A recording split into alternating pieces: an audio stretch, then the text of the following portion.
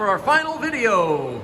We have our flash drive. We are gonna plug it in here, pull up our program, and run it. Plug our flash drive into the USB port on the side here. We're gonna hit our list program, and it's gonna bring up this panel. We wanna go up over to USB, and there's our program number, 4242, Jackie Robinson.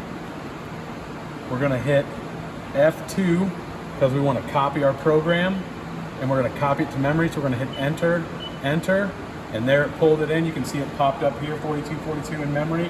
We have tool 1 being our 2-inch face mill, tool 2 our 3/8 flat end mill, tool 3 our 1/4-inch flat end mill. And this is important to just take a look at that to double check to see, like, hey, if you see 0.5 in there all of a sudden, like, whoa, red flag, that's not what I had programmed when I was working with my tool pathing. Correct. So there's our program in.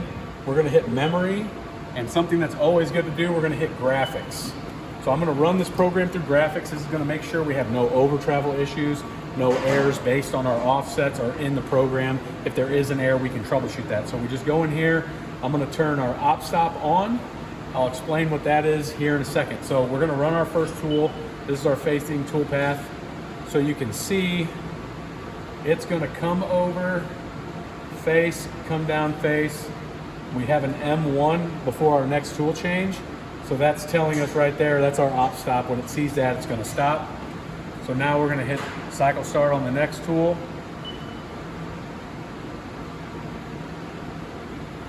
And you can see it's doing our adaptive path that we programmed earlier, roughing our profile.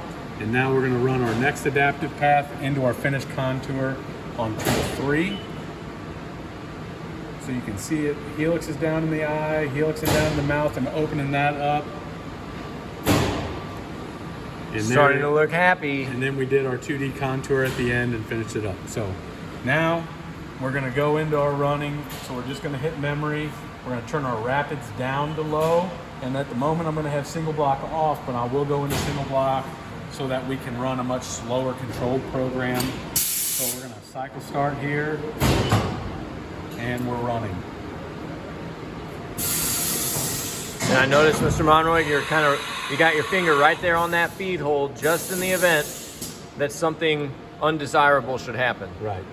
And so what single block allows us to do on our approach here is I have to hit cycle start for it to perform the function at every line. Like right now, it's waiting to turn the spindle on with an M3 and a speed call out. So when I hit cycle start, it's just gonna do that. Now it's gonna pick up my G54 offset, some other codes that are safety block codes. We're gonna turn our coolant on. I can toggle that on and off with my coolant switch here. So for my approach, I'm gonna turn it off. And now we're gonna go pick up our tool, our XY coordinate, and then our tool offset is gonna get picked up here. I'm gonna put my rapid to 5% so I can control my approach. And I wanna make sure I'm stopping about 600 thousandths above my G54 offset. So at this point, what I'm gonna do, I know I'm supposed to be here, I'm gonna go position, and I go over to the operator tab or all. And then I wanna look at distance to go. I wanna look at where I have my coordinates set. So this is my machine offset, this is my G54. I can see I'm at 600 above my part, just like my program calls out for here. And I can see I'm gonna go down to 200 above my part. So there we're at 200 above our part, and now we're gonna feed down to 0. And we're making an arc movement, and now I'm gonna turn my coolant on, and we are gonna feed across our part. So this is the facing operation that is making that nice flat surface.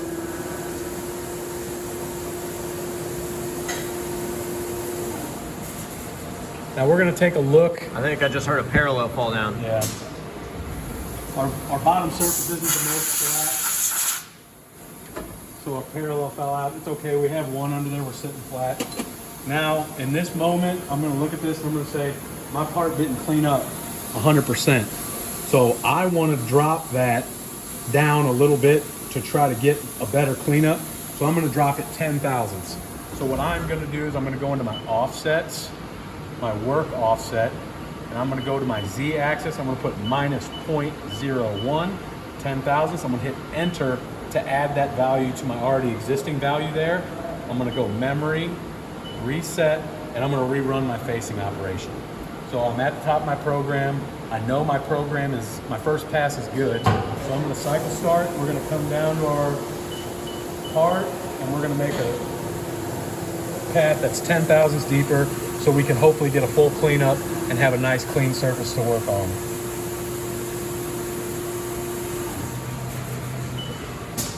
So now we can see here, 10 thousandths did it. We have a nice, smooth, clean, shiny surface. So we know we're gonna have a good part to our part. Now we're gonna go to tool 2. So I'm gonna hit cycle start. It's gonna do the tool change.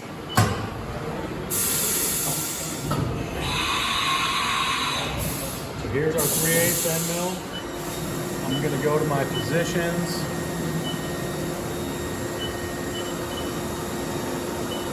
Single block is on. I can see I'm 600 above my part. I'm gonna go down to 200 above my part. I'm gonna come down to minus 1.746. And I can look at my distance to go here and make sure I'm not getting too crazy.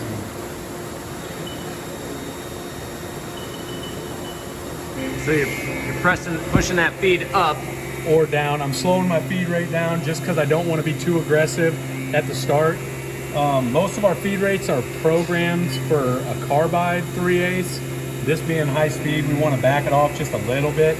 So you're at 50% now. So I'm running at 50%. So I can see here, my programmed feed rate is 60 inches per minute. My active feed rate is currently 30 inches a minute. So because we have a little longer tool, we're being a little more conservative. Yeah, because the more leverage it's applying to that long tool face. Yeah, and it's going to make more chatter, more noise. You can hear the tool a little bit right now, but it's doing a pretty good job.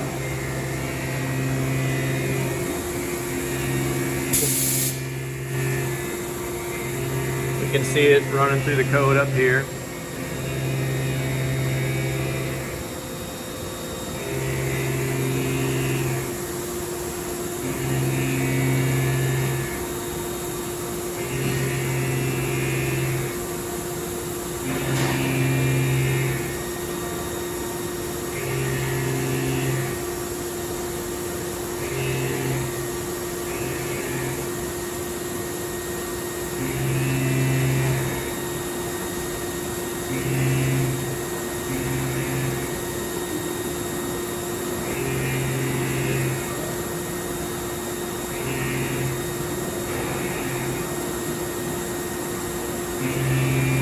Something that's also important, you can see where the coolant's blasting onto the area that you're cutting. Here in a minute, we're going to have our 1/4 inch end mill helixing down into our part to rough out the eyes and the mouth of our smiley face. And if our coolant's not pointed in a very good spot, those chips are going to have a hard time getting evacuated as it's cutting. So we want to make sure we have a good location of our coolant nozzles here, that we're hitting pretty much where the tool is going to be cutting, so that way we get good chip evacuation. We're not recutting chips, and it's much easier on our tools. And can we adjust those by hand in there? Yes, those are just, you just take them and pull them around, push them around to get them shooting where you want. You can kick the coolant on at your controller to kind of get an idea of where your coolant nozzles are pointed at, and it'll really help you cut better if your coolant's in the right location. So we got our tool 2 is finished running. We're going to do our tool 3. So we're going to go ahead and cycle start. It's going to perform our tool change.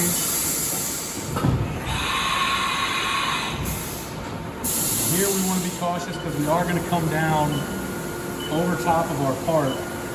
You can see, so we want to make sure with through our position and our distance to go, we can see where we're at, how much farther this particular tool path here is going to drop.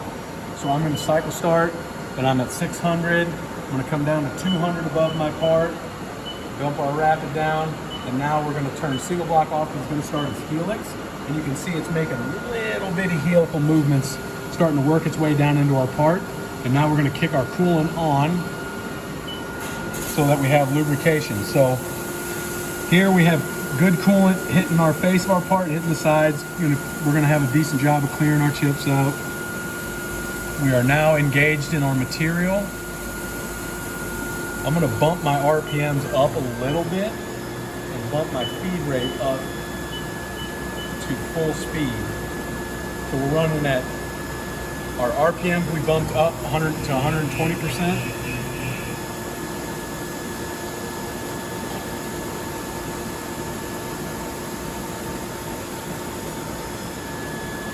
And the reason I'm adjusting this at the machines a little bit is because we're listening to how our machine's cutting, how our tool sounds, and whether or not we can get away with the faster feed. This is also a carbide end mill, so it has a little bit more strength.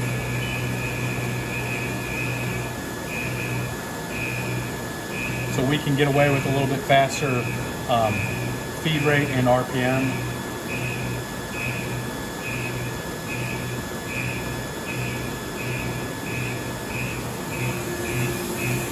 This is it doing that eye right now? This is doing the smiley face. Oh, that's the mouth. We can kick the coolant off briefly and you can see where it's at. It's in the lower part, just picking those out. So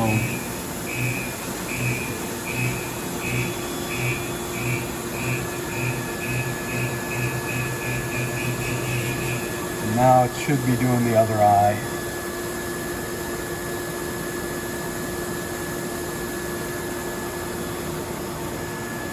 We are currently almost 5,000 lines of code into this program. And you can see you have your little bar right here that's going down. We're nearing the end of our program. We're about done running. This program's about at its end.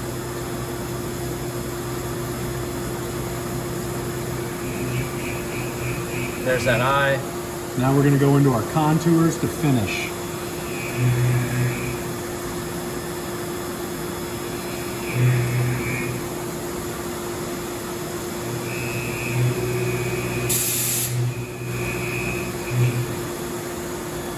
I'm just going to point out that Mr. Monroig is keeping his thumb by that feed hold at all times. Even though we're feeling really confident about what it's doing right now, you always want to make sure that you're prepared in the event of some unexpected event. Yes.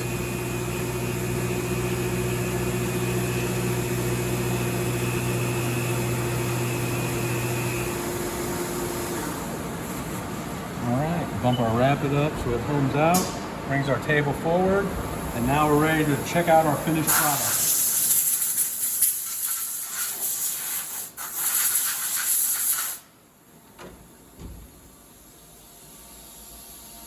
Wow! It looks amazing!